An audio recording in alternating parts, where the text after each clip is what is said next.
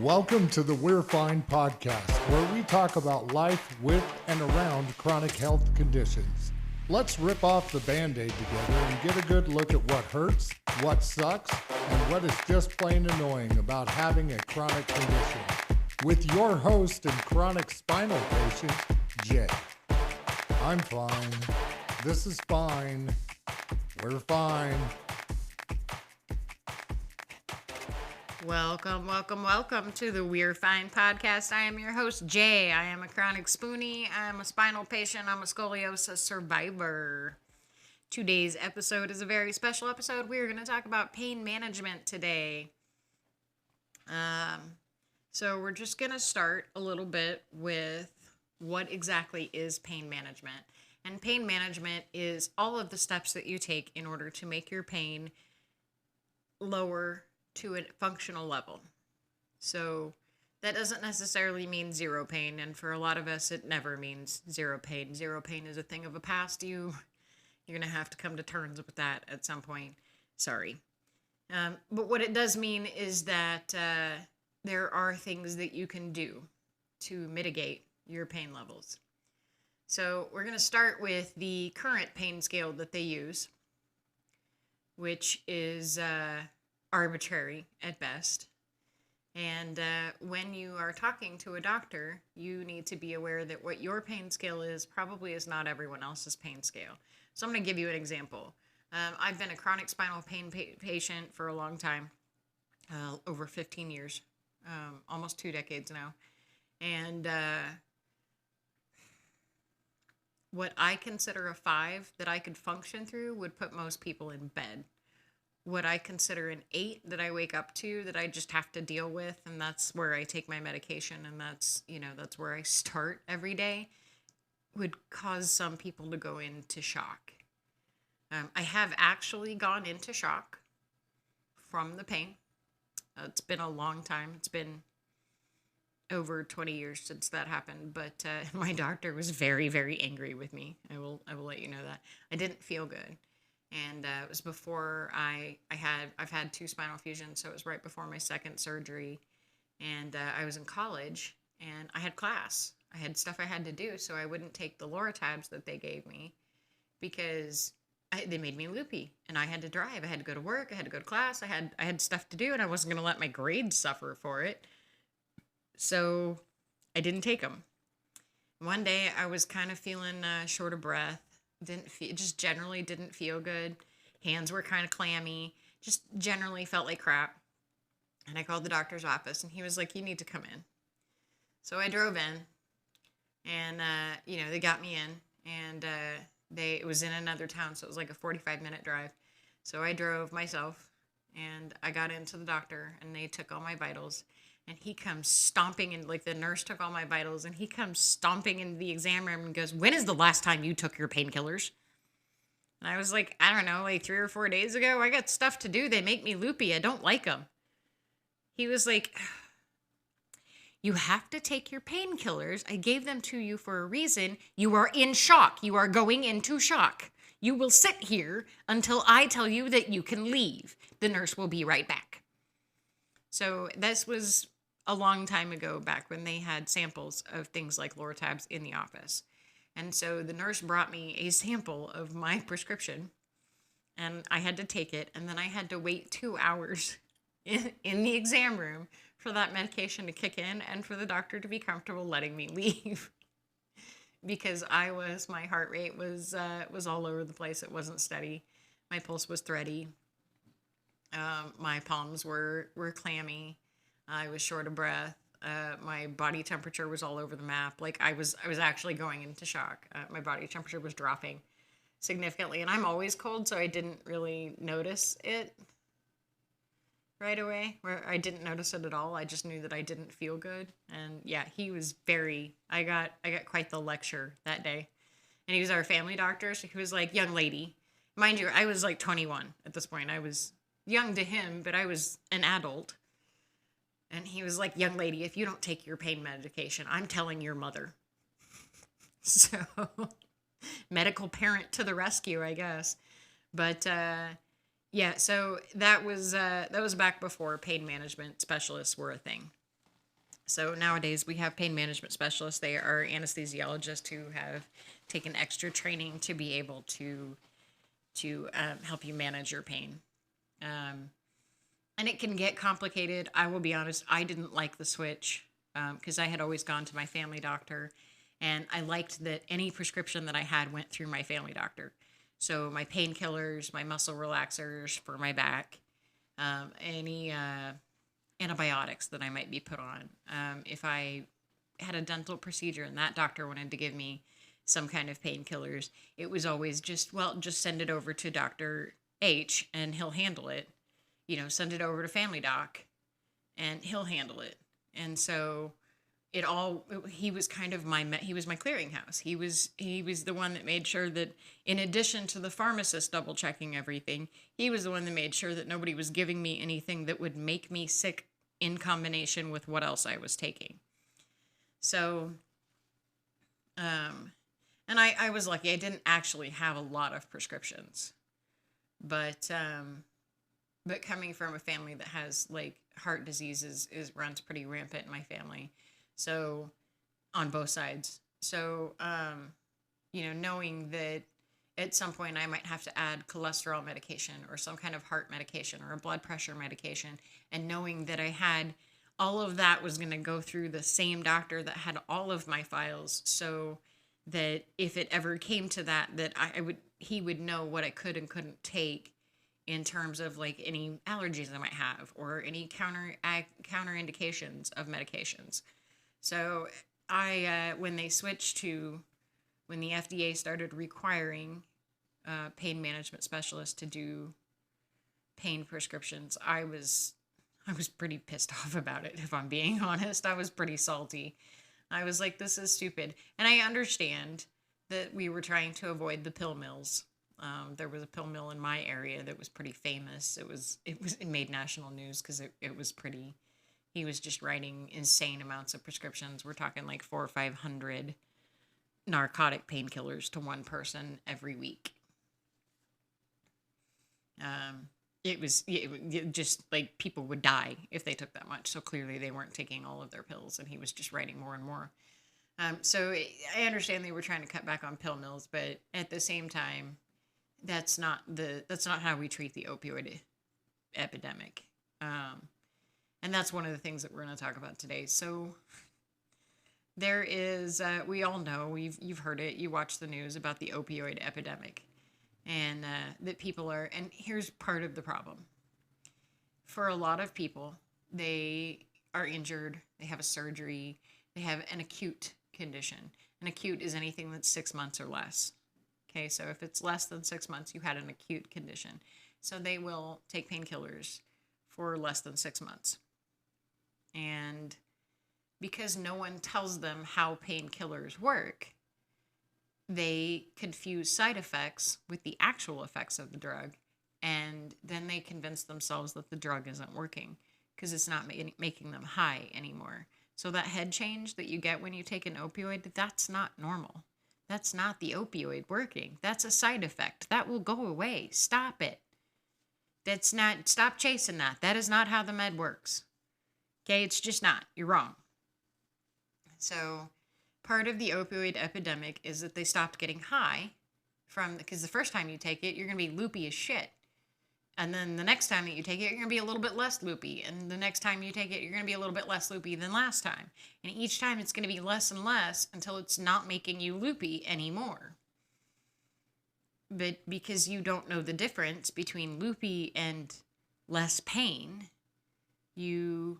it's not working like it did last time, so I better take another one. So people double up on it. And then they end up taking more than they should. And then the 10 pills that were supposed to last 5 days now only lasted 3. And so the doctor was refilling, doctors were refilling prescriptions. And what was happening is people continue to chase the high without realizing that they're not really chasing the effectiveness. They are just chasing the side effect. And as a result, they end up addicted. They end up chemically dependent. And because they have convinced themselves that they are still in pain, despite the side effect you know, as long as the side effect kicks in, then they're okay. So because they didn't know that it was already working to treat their pain without the side effect, without the loopy head change high feeling. So they've convinced themselves that unless they get that side effect, they are not getting any relief, and they continue to take more and more pills, and they end up addicted. Um, so I will say there is a difference between a chemical dependence and an addiction. So a chemical dependence is your body does rely on that medicine. You will go through withdrawal. You can have a chemical dependence on soda, high fructose corn syrup. You can have a chemical dependence on any medication that your body gets used to and starts to change how it functions to accommodate for that medication or that substance. High fructose corn syrup might change how your body processes sugar. And so because of that, if you suddenly stop and you go cold turkey, so to speak, then your body doesn't really know what to do at first because it has already made arrangements for that substance. So now that that substance is gone, let's say you quit drinking your soda and you've gone to just plain water, your blood sugar levels are probably going to be all over the map for a second, for a day or two, while your body tries to figure out how to regulate without the input of high fructose corn syrup. So a chemical dependence is not necessarily an addiction. Addiction is the combination of a chemical dependence and of a habit and of a mental health disorder. So you have, we see it in cigarette smokers a lot. So they have the chemical dependence to nicotine, right? They can't wake up. They feel like they can't function without having that nicotine. However they get it, doesn't matter as long as they get the nicotine. Then they have the hand-to-mouth coordination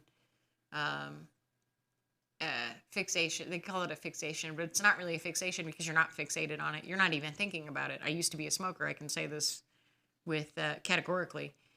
You're not thinking about it. It's just a thing that you do. You're so used to putting your hand up to your mouth, and it's always your smoking hand. It's not both hands. It's the one that you normally hold your cigarette in. I quit smoking many years ago, and I still drive with my elbow on the door, leaned up against the window with my hand up like I'm holding a cigarette. Like I'm physically more comfortable driving that way, even though I don't smoke anymore. So that is a habit. So you have the nicotine dependency. You have a chemical dependency on nicotine. Your body will go through withdrawal without the nicotine. Does it suck? Yes. Is it survivable? Also, yes. So you have and it's one of the reasons that a lot of smoking cessation programs involve nicotine replacements in lower and lower doses until it's safer or less uncomfortable to take away the nicotine. So to actually stop it and go cold turkey at that point. So you have the chemical dependency. You have the habit of for smokers, it's so ingrained. It's one of those, like, any smoker who smokes in their vehicle can tell you there's a habit. You walk out the door, you get in the car, right? You close your driver's side door, you turn on the car, you roll down the window, you grab your pack of cigarettes, you pull out a cigarette, you put it in your mouth, you light it, you put the lighter in the exact same spot every time, make sure your window's down enough, and then you put the car in drive and you go.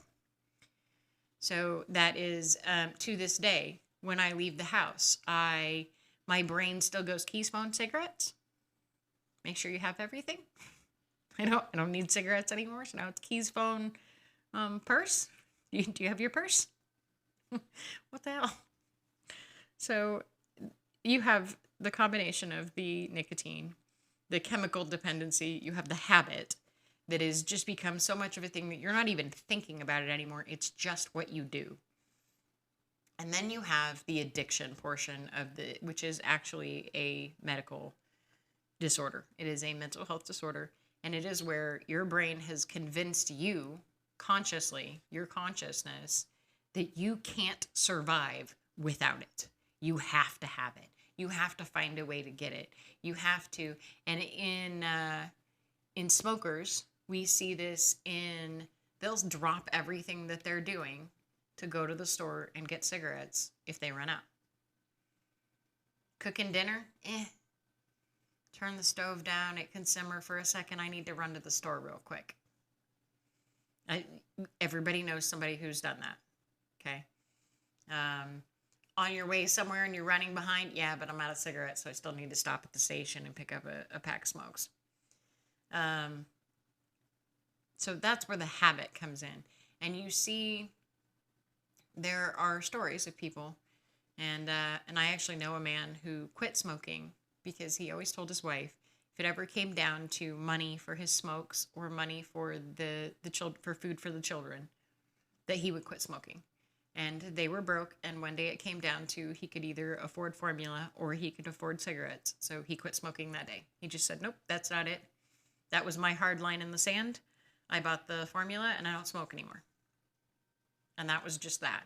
So addiction is that part of your brain that tells you that you're not going to survive without it, whatever the substance is. If for soda, for example, and I say this as a Dr. Pepper addict, I freely admit that is absolutely my vice. I don't drink, I quit smoking, but I do love my soda. I love my Dr. Pepper. So for me, I get up and I usually do actually have a coffee. But then once my coffee's done, then I have my Dr. Pepper. And I don't go get in the car unless I have a fresh Dr. Pepper. Because if I'm leaving somewhere, I might not be able to stop at a gas station that I like the pop. And I'm only going to go to certain places where I like their fountain drinks because I don't want one that tastes funky. I want the taste that I want. So is it a true addiction? No, it's not. For my own health, I have set the Dr. Pepper down and started drinking more water. I still have a Dr. Pepper or two, but I'm drinking probably half what I used to drink. So, and that was not really a conscious decision as much as that was, I need to drink more water and I need to be more healthy. And so I'm going to quench my thirst with just plain water now. But yeah, I lost weight when I stopped drinking so much pop because my blood sugar levels were better mitigated by my body without the input of high fructose corn syrup. So sure. But we see it in alcoholics. We see it in opioid users and opioid addicts specifically. We see the going into the doctor and over exaggerating how much pain they're in. We see and then as a consequence of that, the people who are actually in pain and do actually need opioids and are not addicts are treated like pill-seeking addicts because it's so hard to tell the difference. Because you can't see pain most of the time. If it's not actively bleeding or very obviously broken, you can't really see the pain. So you just kind of have to take somebody's word for it, and it makes it difficult for medical professionals, I'm sure. But I can tell you that as a chronic pain patient, I will not go to the doctor. I will not go to the ER. I need to be unconscious and actively bleeding before somebody takes me to the ER. Like I would have to be forcibly taken. I will not willingly go to the ER. I will hang on until I can see the doctor because I could walk into the ER missing an arm and have arterial blood spurting out of my shoulder socket. And the minute they find out that I'm a chronic pain patient and I already take some medications for other issues unrelated to the fact that my arm is missing and I'm bleeding everywhere, all I'm going to hear is, well, we're not going to give you any painkillers.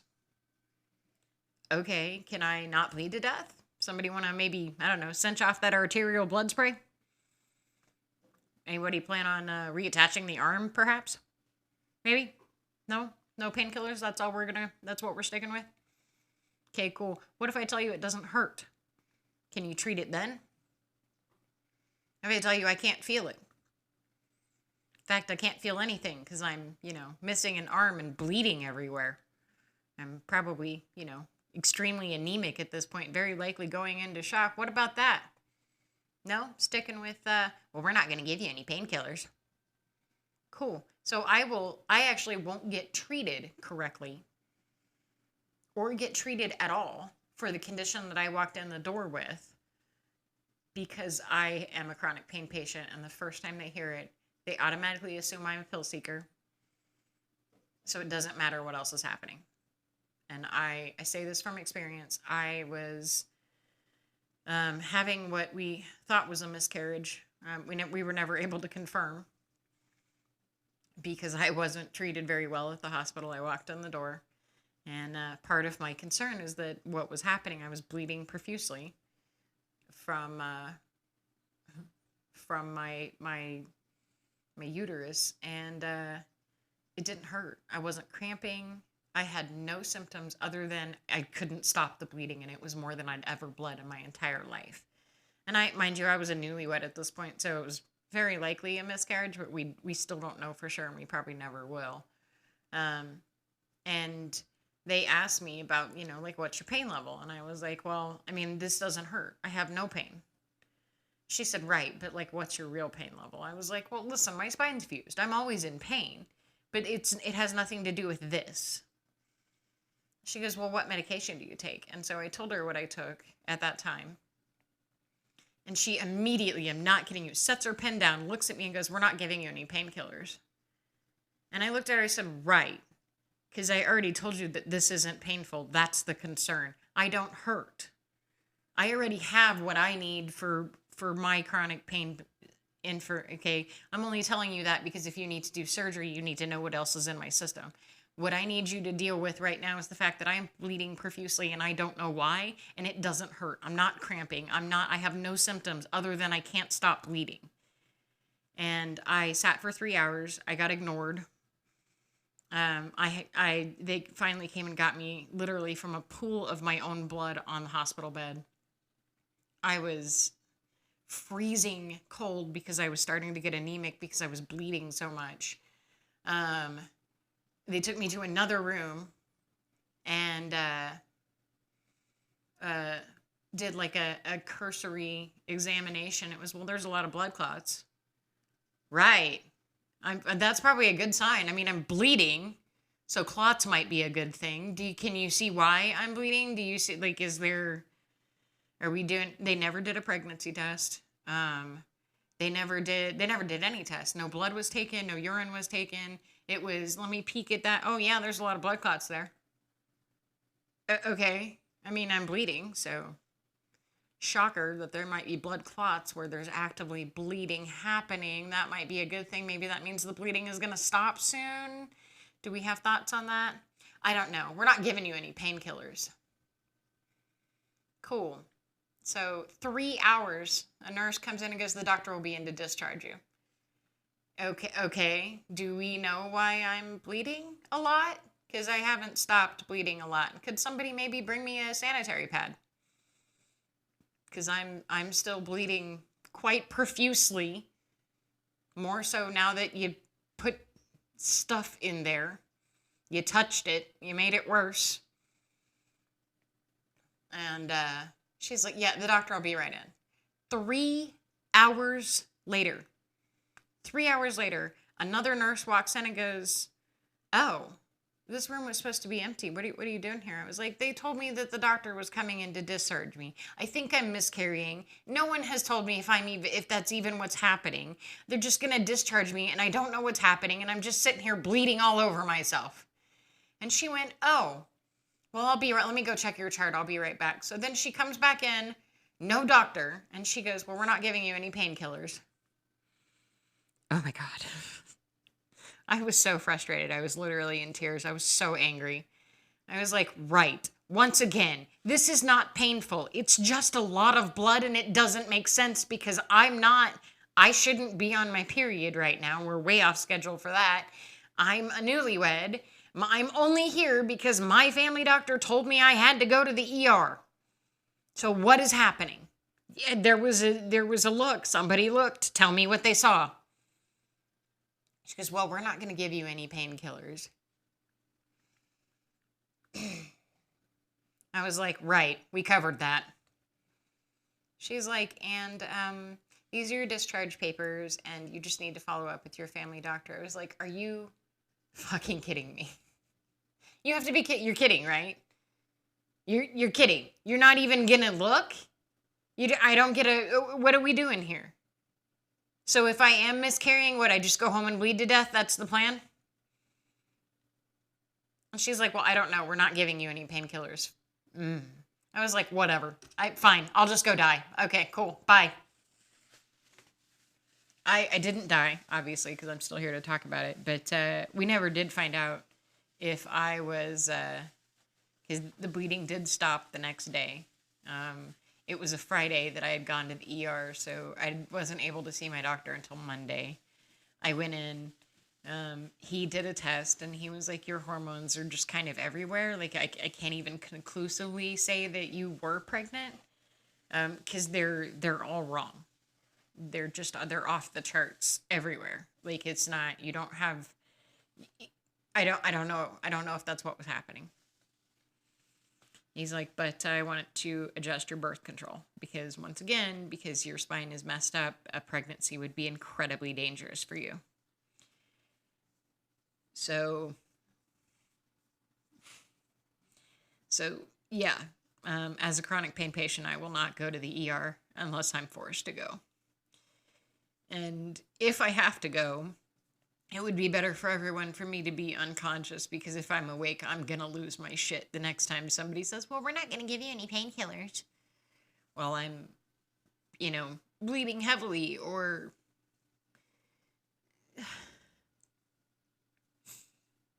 suffering from something else that has nothing to do with my pain.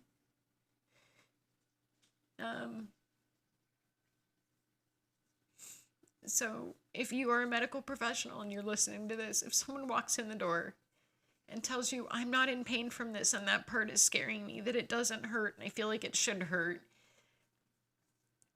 do not assume that they are looking for pills you need to listen. If someone walks in the door and tells you, I'm a chronic pain patient, they already know. They already know that you can't give them painkillers. They could lose their daily dosages by walking in and getting pills from you. So, like, I have a pain management specialist. I have a contract with my pain management specialist, most people do, that says that I will not accept a painkiller prescription from anyone else. And that in the case of an ER or a hospital visit, they are to contact my pain management specialist to get approval to give me any kind of painkillers. So I already know. If someone walks in the door and says, I'm a chronic pain patient, but I have something else going on that I need your help with, they already know. They already know that you can't give them painkillers. You can say it once. That's fine. You can say, listen, just to remind you, we can't give you any painkillers. What's the name of your pain management specialist in case we need to contact them? But in the meantime, we can't give you anything. Let's look at your other symptoms. Please don't dismiss them. Please don't assume that just because they have chronic pain that they're making up a miscarriage or an injury that you can see. It's not for you to decide whether someone is handling pain correctly. It's not for anyone to decide, and it's why the pain scale is absolutely ridiculous. The pain scale is 1 to 10. And if you have ever had a doctor ask you how much pain you're in, you may have seen there are little graphics about the pain scale. Stupid as it is.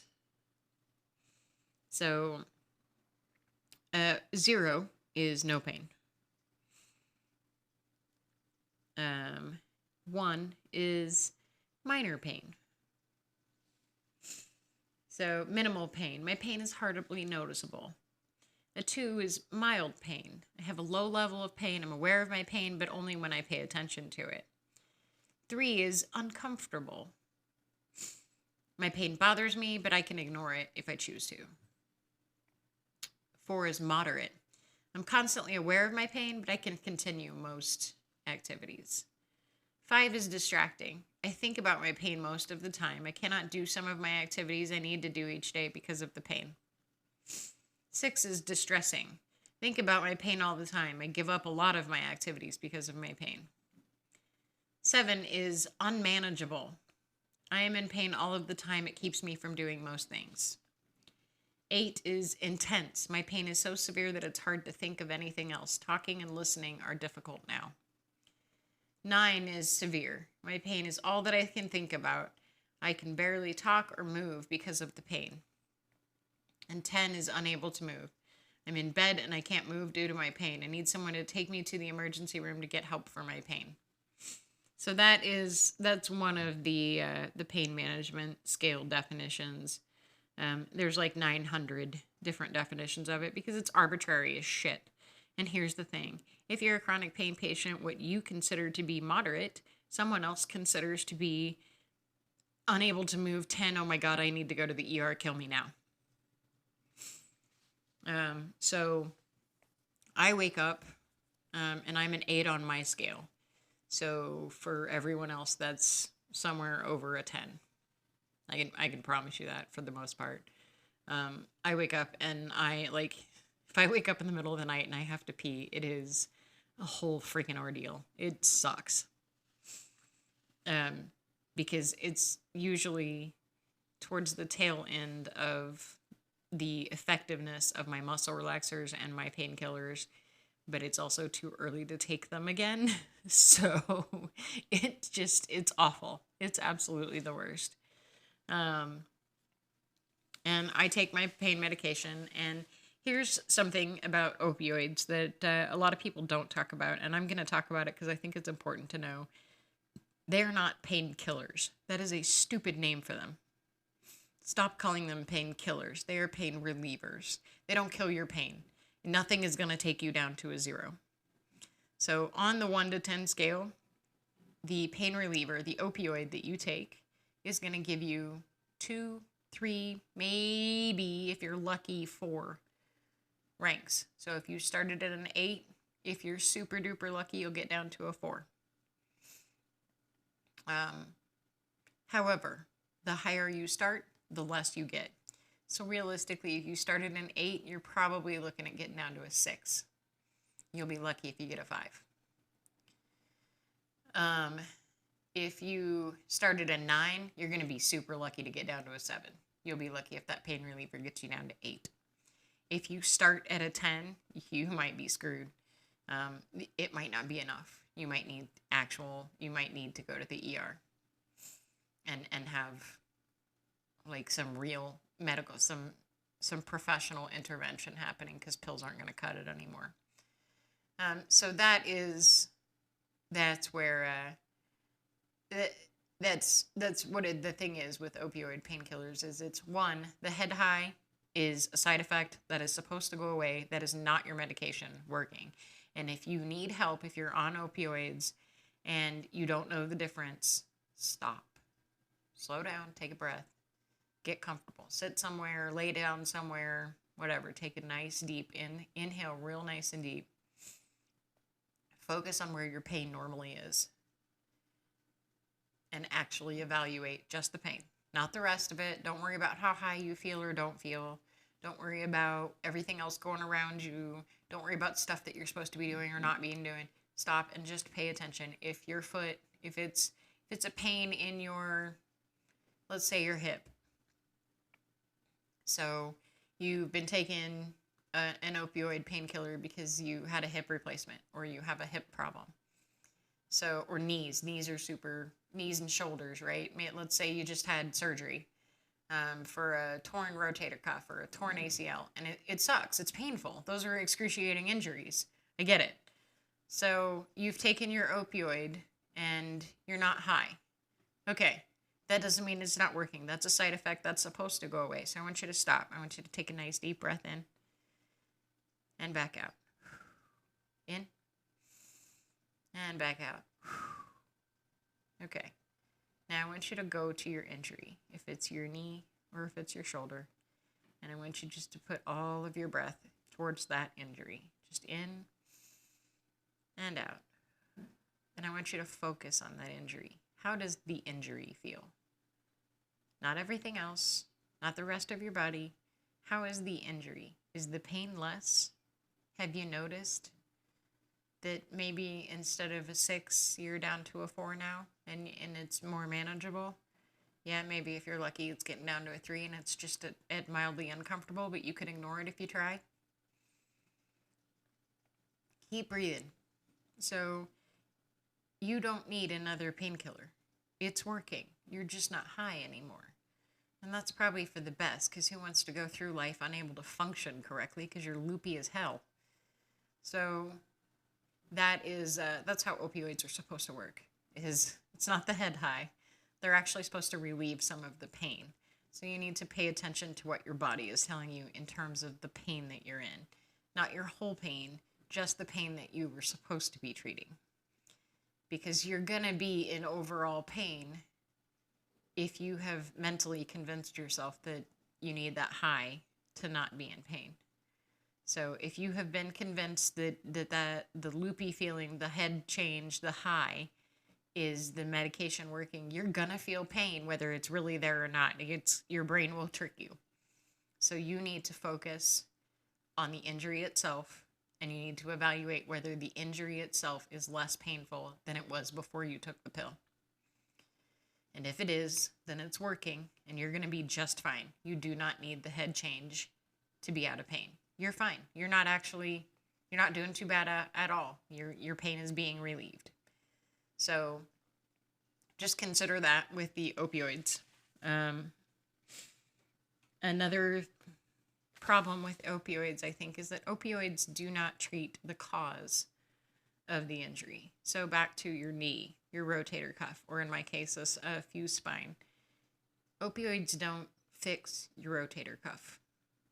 They don't stop the inflammation that causes the pain. It's not gonna untear your ACL. It's not gonna unfuse my spine. All they do is convince your brain that the pain isn't that bad. That the pain isn't as bad as you originally thought. That's all it does. It's just a mask. It just covers it for a little bit. So during the time that it's covered, that's when you need to treat it. So in the case of inflammation, which is really common after injuries and surgeries, that's a lot of times that's ice. And your doctor or medical professionals, your physical therapist perhaps, is probably giving you instructions on how to and when to and how long to ice. Or sometimes maybe it's heat. Maybe you need heat for your particular injury or the stage of the healing that you're at. So this is where you need to be following your doctor's orders for recovery. And that sometimes that is going to include physical therapy. A lot of times it's going to include physical therapy. So you need to be following what you're being told. They do know better than you. They went to school for this. You did not. So does it feel, if you're an athlete, does physical therapy feel absolutely ridiculous? You bet. You bet. The 8-pound weight that I have to lift makes me laugh at myself because I pick up 100 pounds on a regular basis in my daily life. And the physical therapist is convinced that 8 pounds is more than enough for me. It's kind of pushing the weight that they think I should be able to do with that specific targeted exercise. So do they know that I'm picking up 100 pounds? Yes. Is it the same movement that I'm doing with 8 pounds? No, it is not. So follow your medical professionals here, because you need to be treating the symptoms. And so if the symptom that's causing the pain is swelling or inflammation, you're very likely looking at cold packs or ice or possibly stretching. There's going to be steps that you're supposed to be taking. So you take the painkiller, and while it is hiding your pain from you, because that's what opioids do, that's what pain relievers do, they hide your pain. Even if it's just Tylenol and it's not an opioid, it's hiding your pain so that you can function, so that you can take the next steps. So now you need to be, since you're doing that, now you need to be treating the problem. In my case, one of my problems is muscle spasms. So I take a muscle relaxer. So the opioid that my doctor has prescribed to me covers my pain long enough for the muscle relaxer to kick in and release the muscle spasms that cause me so much pain, and then allow me to do things like do my physical therapy and do stretches and there are actions that I take to mitigate my symptoms so that I am controlling the inflammation in my spinal joints as much as possible to get ahead of the pain. You will never get ahead of the pain if you do not treat the cause. Let me say that again. You will never get ahead of your pain if you do not treat the cause. If you're struggling with something like a muscle atrophy like I am, and you don't do your physical therapy, you don't exercise, you don't do the things that you need to do to strengthen those muscles and combat that atrophy, your pain is never going to go away. It's only going to get worse. It doesn't get better from here. It gets worse, and it's going to suck more as it goes. And eventually, the dosage and the painkillers, the pain relievers that you're taking aren't going to work anymore. So when you slow down and you breathe and you go check your body to see how your pain level is actually doing, you're going to find that it's not better because it doesn't work anymore. And the reason it doesn't work anymore is because your pain has increased to the point that you are not getting enough pain relief. And the way that you avoid that is by doing all of the other steps to actually treat the cause. Opioids are not a treatment option. Opioids are a mask. They don't make it better. They just make it less noticeable temporarily. So there's my rant. That's my pain management rant. Your pain management specialist should be looking at all possible options to keep you healthy. This is definitely a mind, body, soul situation. So depression is painful. We know that. So your doctor, your pain management specialist should be encouraging you to receive mental health evaluations and care, because depression is really common with people who have chronic conditions. It is exceptionally hard to accept that this is the new normal, because this is generally not a normal that anybody ever wanted. So you need to be receiving some kind of mental health care. They should be encouraging you to eat correctly, to eat healthy foods. There are anti-inflammatory diets. I personally don't follow one. I probably should, but I don't. Food is one of my favorite things, and I don't like the idea of restricting my food with dietary options. So I don't mind sprinkling in, like I eat vegan meals from time to time. I'm not vegan, but that doesn't mean that the food's not good once in a while. So I eat vegan food. There's nothing wrong with vegan food, but I am not a vegan. I'm not going to make that my whole diet. That's just something that I don't mind eating. So if my vegan friends invite me for dinner, I don't feel like I need to bring meat. I will eat what is served to me, because it's just, it's really no different than going to some kind of cultural restaurant that you've never been to.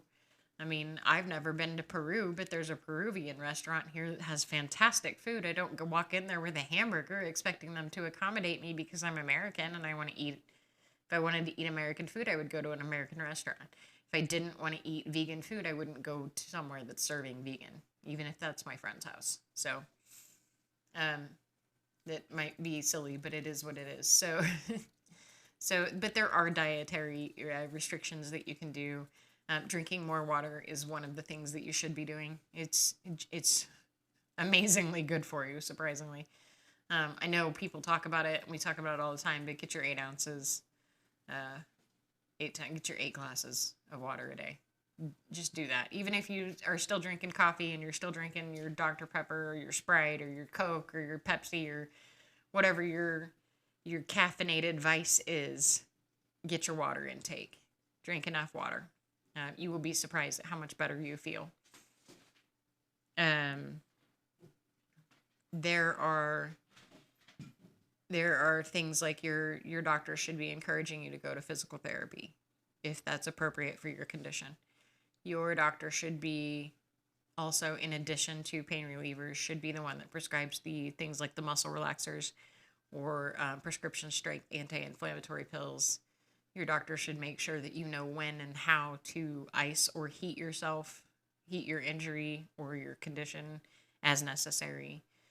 They should be encouraging you to take any steps that you feel work for you, even if that's vitamin supplements or for example, I do an isolation tank float in magnesium sulfides, and it is they're called tank floats or just an isolation float, and you can't help but float. There's so much magnesium sulfides that you will float no matter what, and I categorically I can confirm I fall asleep, and I still stay above the water. It's fantastic.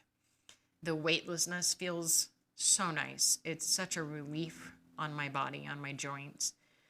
The magnesium is great for my skin. It's great for my hair. It's great for muscle and bone pain and nerve pain. I have yet to find any downsides other than occasionally when I come out of the tank float, I am starving. Like I will feel like I haven't eaten in a week and I don't know why, but it does happen sometimes for me. But I float once a week. That's huge for me. I float on a regular basis.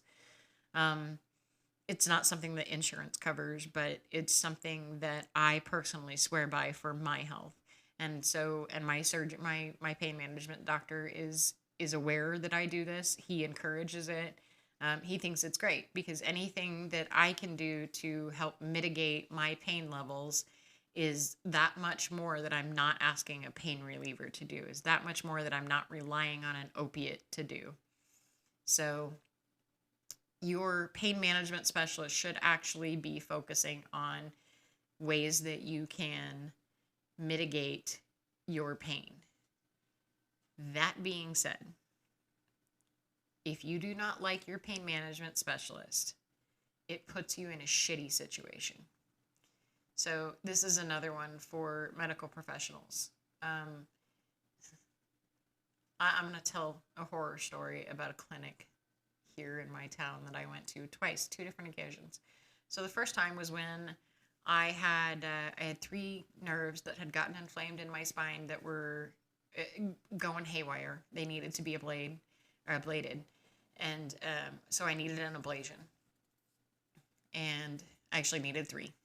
So I was initially sent to an anesthesiologist that it's a whole process. It's like 3 different, it's 2 diagnostic tests before you get to the actual ablation because it is excruciating and it's very invasive. And so it's like a 3-week process. So the first 2 processes were done with a different anesthesiologist that my orthopedic surgeon had recommended. And then my orthopedic surgeon was like, okay, well, I diagnosed that you need the ablation. You have, I've read the results of your diagnostic tests and I diagnosed that you need the ablation. This anesthesiologist does not do those. He's not trained for that. So you're going to go to this other clinic and they're going to do it. And I was like, cool. Okay. You said this is going to it's going to stop hurting. That would be so cool. I would be so happy. So I go to the other clinic, and very first appointment, my blood pressure is really high because I'm about to be stabbed in the back and I know it. And I know that this is going to be painful. Like I'm expecting a procedure. And the doctor walks in and basically starts going on and on about how great he is, how terrible the previous anesthesiologist is, and how he's going to start all over and do the diagnostics again. And I'm like, whoa, hold on. No, that's not why I'm here, because my orthopedic surgeon already made the diagnosis and you're to do the ablation. We're not starting all over. I've already had those procedures done. They're invasive. I don't want to do them again. And he starts arguing with me and he gets mad at me and he's like screaming at me that I did a fellowship. And I'm looking at him like, dude, I'm not a doctor. That sounds like you went to church camp. I don't know what that means. Wait, what does fellowship mean? Do I care? You're not an orthopedic surgeon. And as far as I'm concerned, he outranks you. In the grand scheme of things, that man outranks everybody when it comes to what's happening with my spine. Because I shouldn't be able to function, and I can because he was that good at what he did. So, I don't care about your fellowship. He thinks I'm here for you to take care of the nerve. So you're going to take care of the nerve. That's what we're doing today. And he starts screaming at me, and then I'm not kidding you, like a 5-year-old, stomps out and slams the door behind him. I'm sitting in the exam room like, did that just happened? Okay. No. So I had my cell phone. I called the doctor's office. I get a hold of my surgeon's PA, and I tell her what's going on. And she's like, what in the... I was like, I don't know. All I know is this is not what we agree. This is not what he thinks is happening today. Did he know that this? And she's like, no, you're supposed to be getting your ablation today. I'm like, yeah, well, that's not what they think. They think they're going to start all over. So, and then Stompy Doctor comes stomping back in, sees I'm on the phone and goes, and then sticks his hand out like he thinks I'm going to hand him my cell phone. And I'm talking to Dr. Moskowitz, like I am talking to my surgeon, and I'm explaining that I'm not comfortable here. I don't want to be here. I will drive out of state to go to someone else. Please find me a doctor that isn't a 4-year-old. I don't like other people's kids. I'm not his babysitter, and he's not coming anywhere near me with a goddamn needle. Especially not near my spine. And so he's standing there and he starts wiggling his fingers like the gimme. And I'm like, are you kidding me? I'm like, he wants to talk to you. And my surgeon, Dr. Moskowitz, says, all right, fine. Let me talk to him. So I hand the phone. This dumb little brat seriously goes, hey, Alan, how you doing? Are you kidding me? What he didn't know is I had it on speaker, so Alan heard him like slam the door open and stomp his feet, and what a jerk. Anyway, so they talk. I get my phone back, and it's back to the PA. And the PA says, listen, we don't know anybody else right offhand that can do this procedure. So just,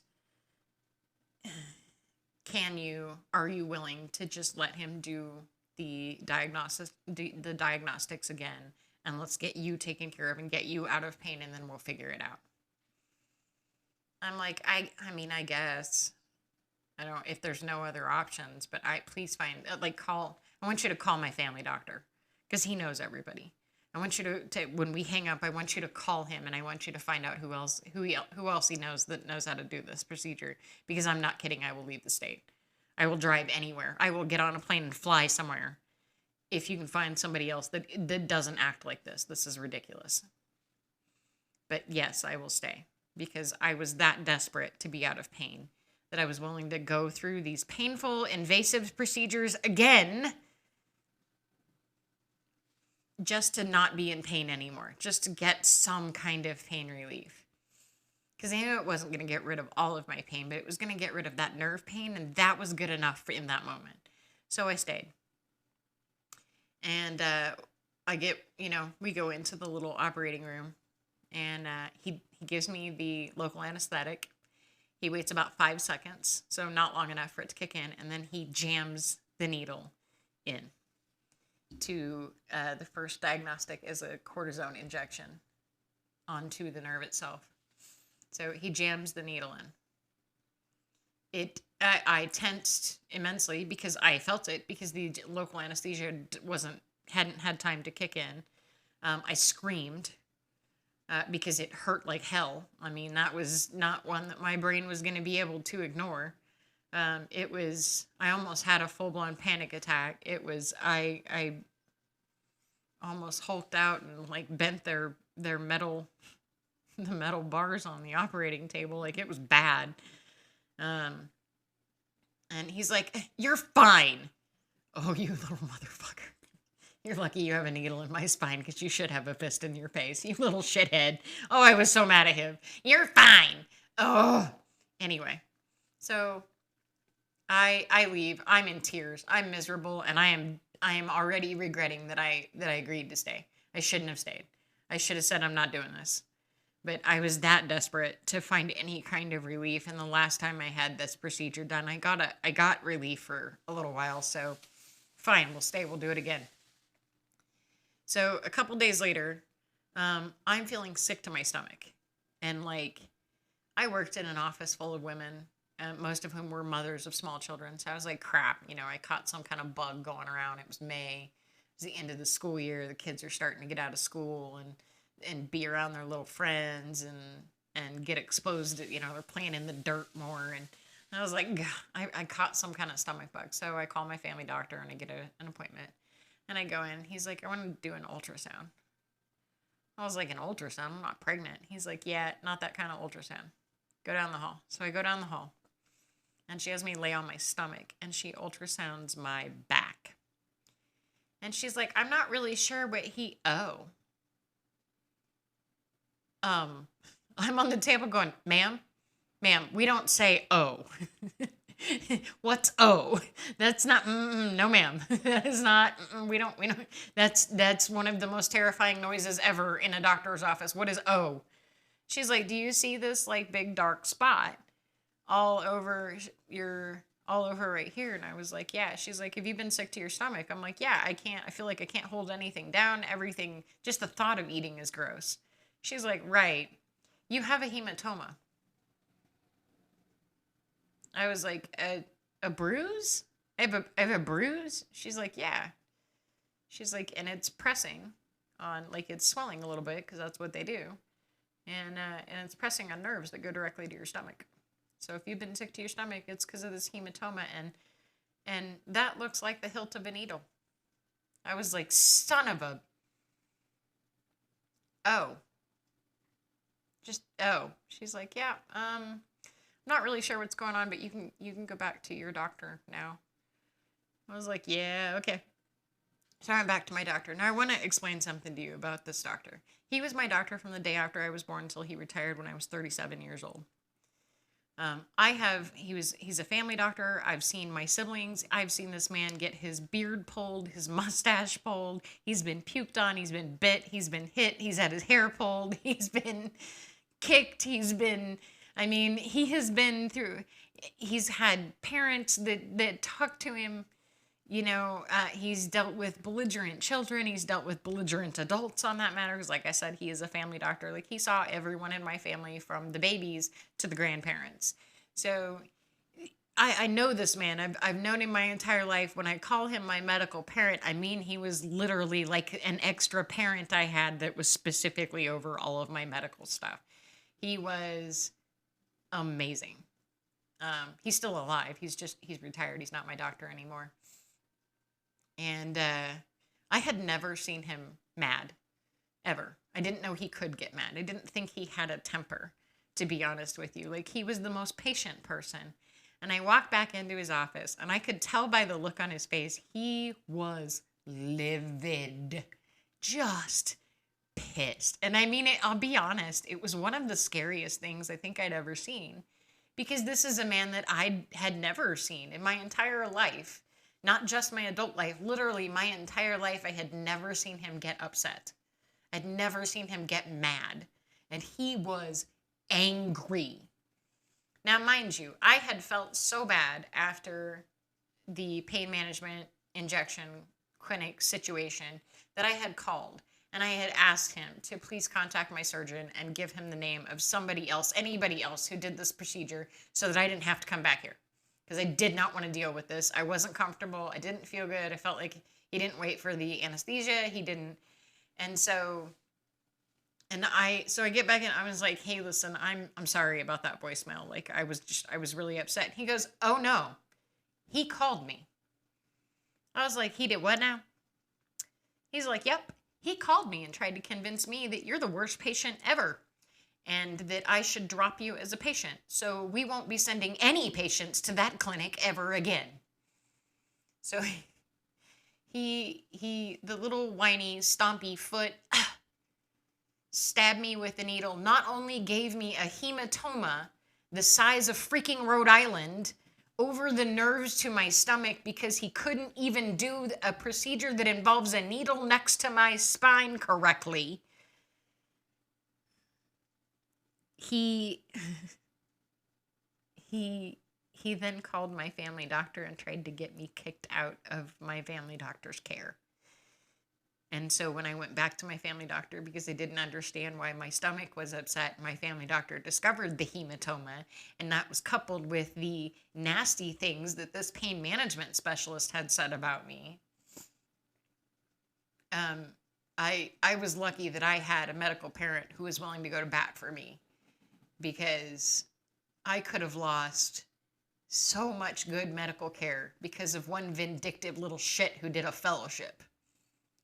So understand that if you're a medical professional and you have chronic pain patients that are on their third or fourth pain management specialist, y'all are some stuck-up little shitheads. Y'all are some snobby little bastards, and you think that you know our bodies better than we do. Let me tell you something. I know where I hurt. I know why I hurt, because I've been dealing with it for long enough. I know far more about the procedures that I've had because I was there when they were done than you do. You're looking at a piece of paper that has passed through a number of hands. You're looking at a report. I am in front of you telling you what that paper says. You don't need that paper. You need me. Do not try to screw me out of medical care because your ego can't handle that an orthopedic surgeon didn't think that you were qualified to make the diagnosis that he already made. I never went back to that doctor. I had an appointment with, we found another doctor actually in the area that trained him, as it turned out, and I was a case study for that doctor for his paper so that he was able to actually begin to teach that exact procedure internationally.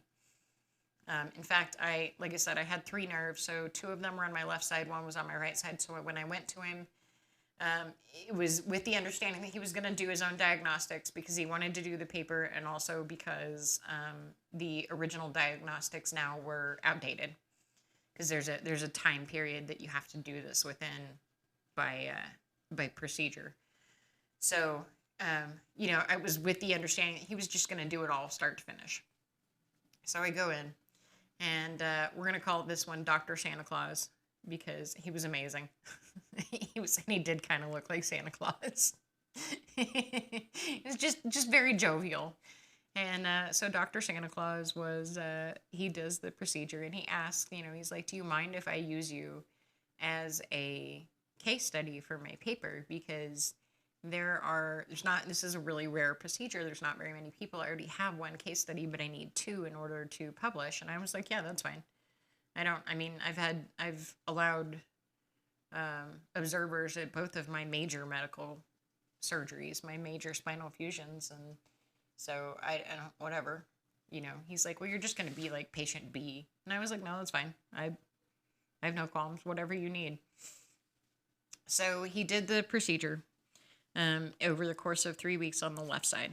And so it was the diagnostic 1, which is cortisone, the diagnostic 2, which is some kind of pain killer. I think it's like lidocaine, or it's some kind of anesthetic that they put directly on the nerve that they suspect is the problem. And then you have to get something like, I think it's like 85 or 90% relief in order for them to move to the next step. So eventually it was determined that I actually had 2 nerves that needed to be handled. And so he did the ablation on the 2 nerves that needed to go. And that sucked so hard. It was awful. That's a terrible procedure, but it worked. And that was funny story about that. If the doctor tells you that you need painkillers, you probably do. So I was, the nurse before I went into the surgery for the final procedure. So before I went in, and I say surgery, they're basically glorified shots. They're very invasive shots because you're talking about needles that are right next to your spinal nerves. But it's not, there's no scalpel here. This is not, we're not going under.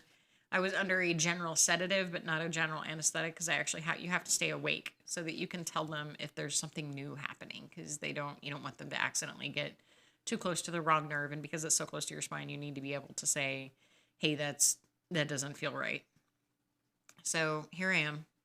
I'm getting ready to go in, right? I'm in the gown. And she's like, hey, so I'll have your painkillers ready in recovery. And I was like, oh, well, I have pain medication, so I don't think I need them. She's like, okay. Uh-huh. So I go in and we do the procedure. Then we're in recovery. The recovery nurse, the surgery nurse, and Dr. Santa Claus all asked me if I had my prescriptions yet for the painkillers. And I was like, no, I already take painkillers, so I should be fine. And they're like, uh-huh. Okay, you say so. And Dr. Santa Claus has this giant glass jar filled with suckers. And you get a lolly if you were a good patient. So he comes over with this, and I'm serious, like, this thing is almost as big as he is. So he comes over with this massive, and he's like, you did so good, do you want a lolly? So I get my lolly, and I go out, and I'm still a little bit, like, I've got a driver, I'm still a little bit high, because I was pretty loopy. I was awake enough to be able to talk, but I was pretty... When they asked me how you feeling, I was like, your floor is floating. This is way better than 3D glasses. So that should give you an idea of how high I was. So we get outside. The checkout lady is like, do you have your prescription for your painkillers? And I was like, no, I already take pain medication. I should be okay. She was like, uh-huh. Okay, well, you call. You call if anything changes, okay? You call if, change your mind. I was like, all right. So I go home, and I'm chilling on the couch, right? I'm just recovering. And about an hour after I get home, I'm like, oh, that's starting to get uncomfortable. Huh. Must just be the, stuff wearing off. A little bit of pain. No big deal. And it's kind of slowly getting worse and worse and worse. And it's getting louder. And it's getting louder. And it's getting louder. And it's getting louder. And I'm like, I feel like maybe I should go ahead and take one of my Lortabs, one of my opiates, because this is getting pretty untenable. I'm not cool with this, so I take the pill. Opiates take 45 minutes to an hour to kick in. So for the next hour, I wait, and I wait, and it gets worse, and it gets worse, and it gets worse, and it gets worse. And I'm like, okay, this is not good. I should take my muscle relaxer. It's a little bit early. It's about half an hour early, but I should take that. So take my muscle relaxer. Again, 45 minutes. And I wait, and I wait, and it gets worse, and it gets worse. And about 3 hours after I got home from the hospital, or from the clinic, I called.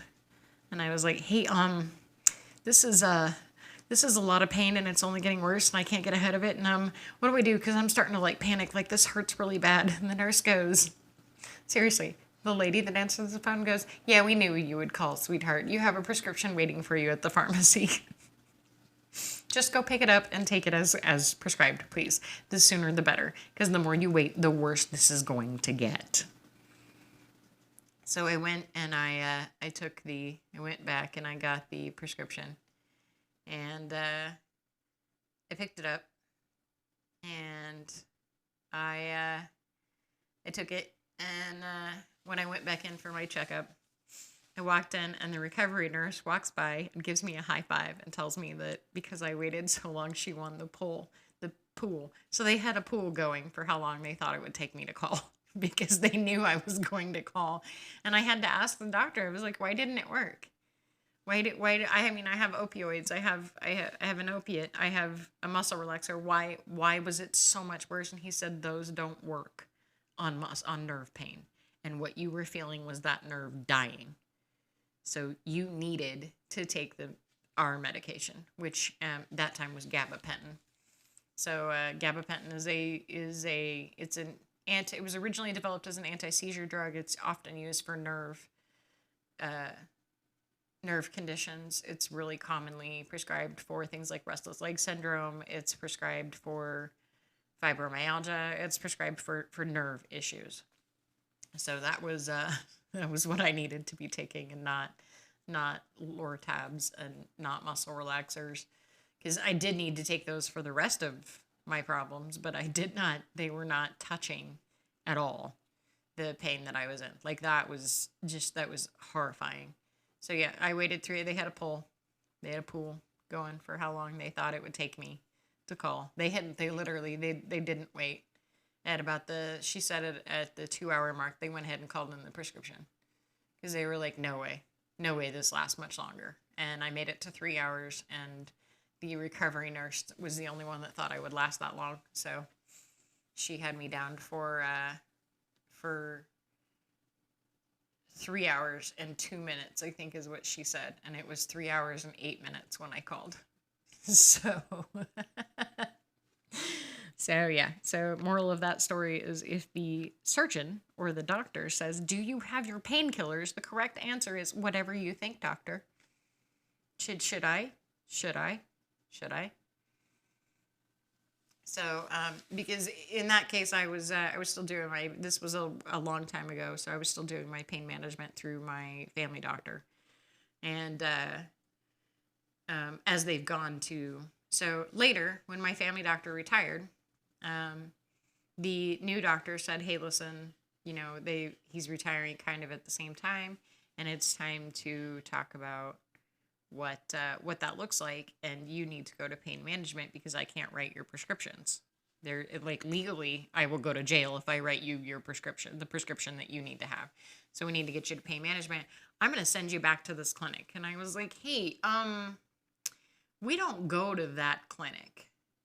Like, we don't do that clinic. And he said, well, that doctor's gone. He's not there anymore. I understand. And so we're giving them another try. I was like, okay. So I go back to that clinic, and I have an appointment with another doctor there.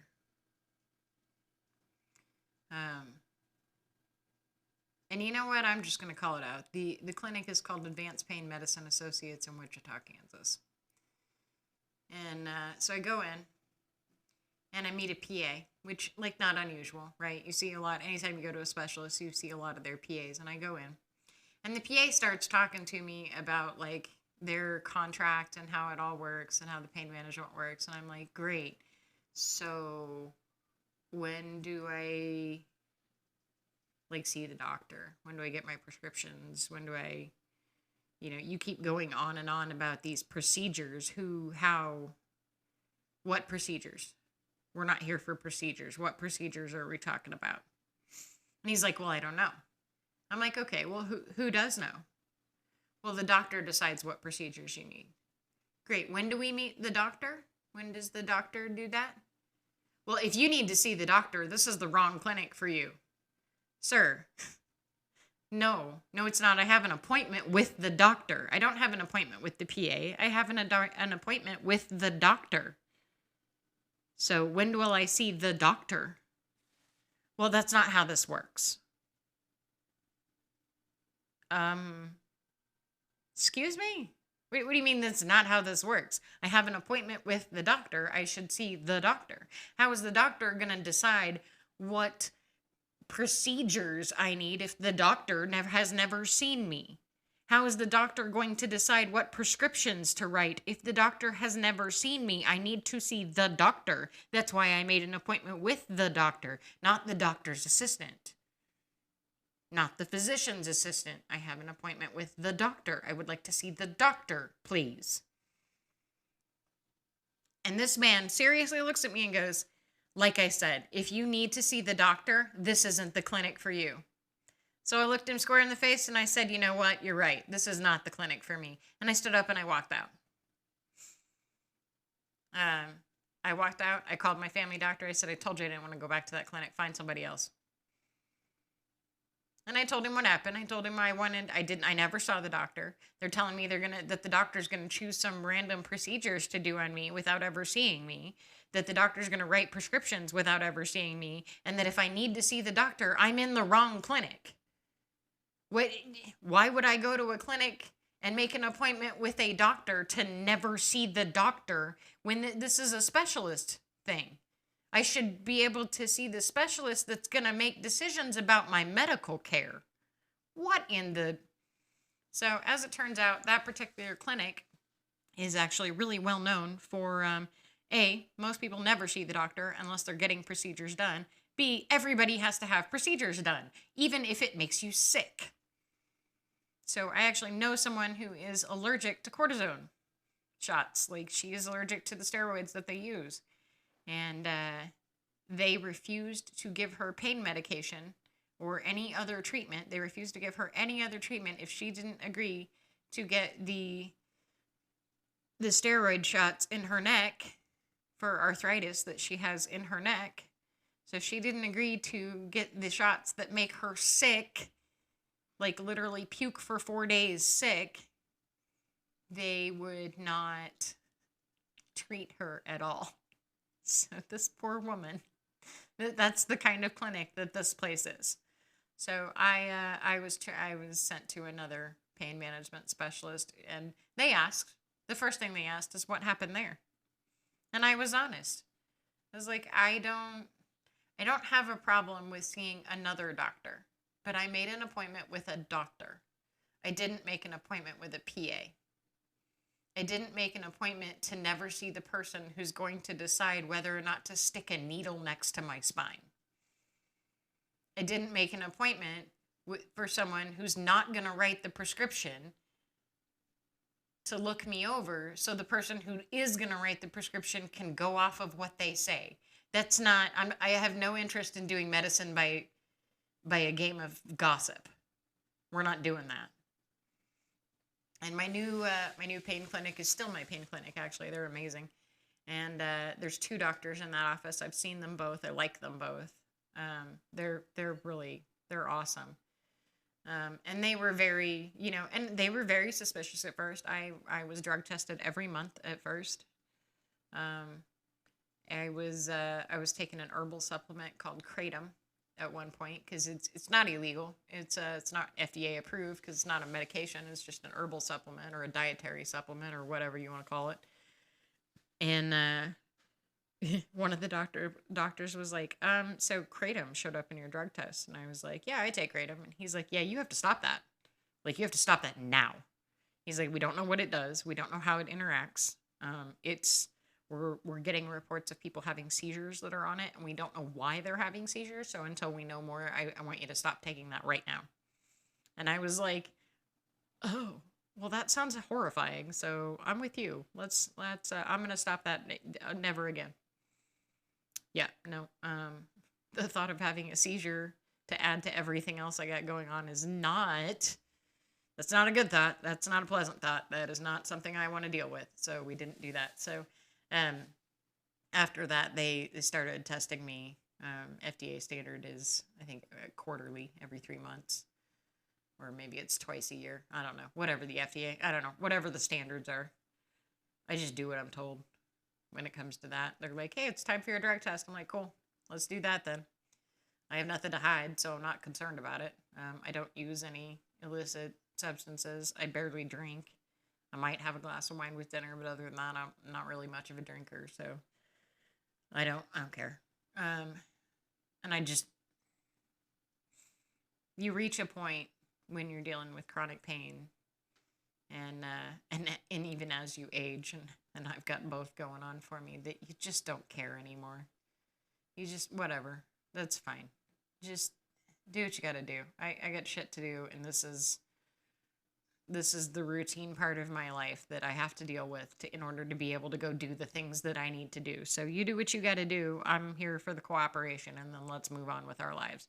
And so that's kind of how that goes. So I have a really good pain management specialist now that understand that they're very good. He's every time I go in, they ask about my diet. They ask about my exercise. They ask if I'm sleeping enough. They ask, what else am I doing? What am I doing for myself to handle my pain? And, of course I tell them about the floats. if I've been icing more than normal or using heat more than normal. I'll mention that, but I mentioned basically all of the steps that I take to mitigate the symptoms that cause me pain so that they understand what they're doing. Because if you're taking a supplement like the Kratom, they need to know about that. And I didn't know that they needed to know about that until they caught it on their drug test, and they were like, hey, this is potentially problematic. Like, this could be dangerous for you. So it's not, your pain management specialist is not prying. Your pain management specialist is trying to make sure that what you get is right for you and right for your condition, and then it's not going to make you sick. Because the truth is that opiates are dangerous. They're not good for your liver. They're hard on your body. So the doctors who prescribe things like opiates and muscle relaxers, they need to know what symptoms are you dealing with that aren't going away. A good example of that is I had a muscle relaxer called tizanidine for several years. It works great as a muscle relaxer. It also it interrupted my sleep schedule pretty heavily. Like, I would sleep for about an hour, and then I would wake up and I would be awake, like time to go for a run, awake, ready to start my day at 1 o'clock in the morning, awake. And although I felt well rested in that moment, and had a terrible time, I would go weeks sometimes without sleeping more than like 2 hours in a night because I couldn't get back to sleep because I was awake. It was, and we tried taking some sleep encouragement, some melatonin, and like, we tried some things, and it was finally like, I'm not sleeping, and nothing, like, the melatonin's not putting me to sleep anymore. We need to do something different. And the doctor said, okay, I'm going to switch your muscle relaxer up. We're going to try something different, because that is interfering your sleep schedule, and it's going to make you're going to get sick. It's going to make your life suck worse. And we do not want to suck worse. So even though it works really well as a muscle relaxer, the side effect that never faded for me was too much to handle. And it did not outweigh the risks of taking it. So so your pain management specialist is asking you questions, not necessarily to pry, but because they need to know what you're taking and how you're reacting to what you are taking. So they know, for example, they know everything else that my family doctor prescribes me, including things like birth control, because that potentially could have an impact on what they prescribed and how my body reacts to it. So they know that I'm going to physical therapy. They know that I work out every day. They know I told them when I tried the keto diet, which did not work for me. They're aware that I'm actively changing up my diet and my supplements to try to lower my cholesterol because my cholesterol is high. And that's what I get for eating junk a lot. But yeah, so opioids that's a hardcore pain reliever, but it's not a painkiller. So don't expect that an opioid is going to get you out of pain. It's going to get you to a manageable pain level. You're going to get to a level that you can function at. For me, that's a 5. So I wake up at an 8, I take my muscle relaxer and my opioid, and I function at a 5. And that's my day. So I'm going to take my medication several times a day to maintain that 5, and then I'm going to go to bed, and I'm going to go to sleep. And because I have enough problems sleeping, and because you sleep in one position, you tend to stiffen up, at some point in time, overnight, I'm probably going to enter into a muscle spasm, and I'm going to wake up tomorrow at an 8, and I'm going to take my opioid, and I'm going to take my painkiller, I'm going to get down to a 5, and I'm going to spend the rest of my day maintaining that 5, and that's my life. That's how chronic pain management works for me right now. So don't expect that your opioid is going to make your life all hunky-dory, and you're going to get high for the first 3 or 4 times that you take it, and then that's going to start fading. And you don't need to take another pill. That's a side effect. You don't need to take another pill. You need to slow down, take a breath, check your damage area. Check your injury, check your surgery site, check your your problem zone, whatever it is that you're dealing with, stop and check what hurt before you took the pill. Oh, sorry, I was yawning. Take a deep breath. Check the spot that hurt before you took the pill. Give the pill 45 minutes to an hour to work. Don't expect it to work immediately. That's not how pills work. 45 minutes to an hour to work, and then take a deep breath. Focus on your pain area. And if the pain is better, then the opioid worked. If the pain is not better, you still shouldn't take an extra pill unless that is your doctor's order. If that is not your doctor's order and it's still not working for you, you need to contact your doctor because you need something different. The medication that you have does not function correctly. So please don't self-medicate. Don't choose to take extra pills. And for crying out loud, take your pills exactly as ordered. That's how it works. And that's how it works for everything. If you have an infection and the doctor gives you antibiotics, take them until they're gone. You don't take them until you feel better, superbug creator. You take them until they're gone. That's why you got 8 days of antibiotics. You didn't get 4 days of antibiotics because you needed the whole 8 days. So suck it up. I know they don't taste good. I know they don't make you feel good. Doesn't matter. Take them as prescribed. There's instructions on the bottle. Just read the damn bottle. Okay, so we have talked a little bit about pain management and pain management doctors, and understand that they're not out to get to you. Pain management doctors that are out there and listening, understand that a new patient to you that's coming from another clinic might be there because that clinic was a needle-happy pill mill. Or they might be there because your clinic gets better reviews. Or they might just be there because, frankly, they're hoping for someone better than who they've been seeing. Or they might be there because their doctor retired and they don't like the replacement. So don't automatically assume that someone is pill shopping just because they're a new patient to you, please. I beg of you to have the compassion to understand that when you're in pain all of the time, especially when it's pain, the emotions are so hard to control. You cry when you're frustrated. You cry when you're in pain. You cry when you're upset. I'm going to cry right now just because I'm talking about crying. Like, it's...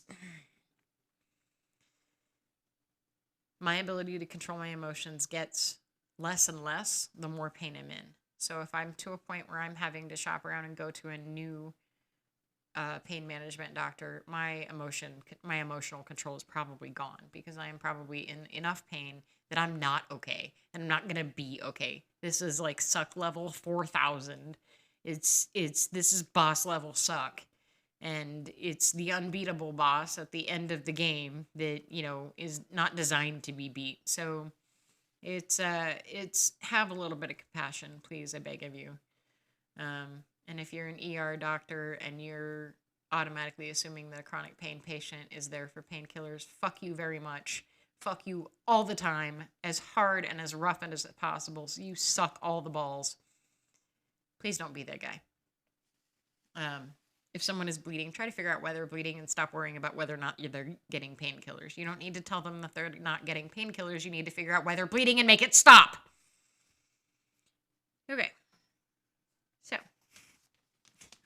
we're coming to the end of today's episode, and I'm sorry. I have some passionate feelings about this one, as you guys can see. Join us on our Facebook page for more episodes and upcoming guest updates. If you'd like to be a guest on the We're Fine podcast, just remember, everything's fine. This is fine. You're fine. I'm fine. We're fine.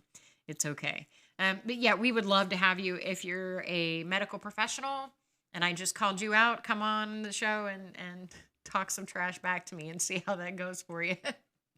Or don't. I don't care. Or if you're a medical professional and you wanna tell us what it's like from your perspective, because your perspective is different from ours. Come visit us. Come join us. Come reach out to us on our Facebook page and let's talk. If you are an alternative treatment provider, if you have your own condition that you want to talk about, even if it's not pain related, In an upcoming episode, if you are a partner, a spouse, a caregiver of any kind to someone who does have a chronic condition, even if you don't have the chronic condition, you are also welcome on the show anytime because your perspective is different from everyone else's. We will be having an upcoming episode here soon where we're going to meet Elle. Elle is my husband. Elle has atrial fibrillation, the AFib. That's a heart condition. It's generally not painful for most people. He can feel it. I know he can, but not everybody can. But it does affect his day to day. So not all chronic conditions are pain related. We know that.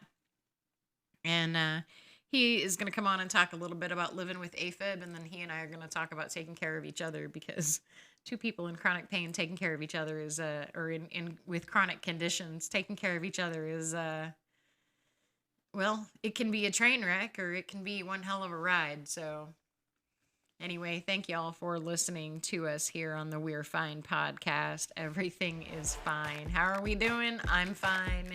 You're fine. We're fine. Join us next time on the We're Fine podcast. Be sure you check us out on Facebook at the We're Fine podcast, and our website and merch will be launching soon.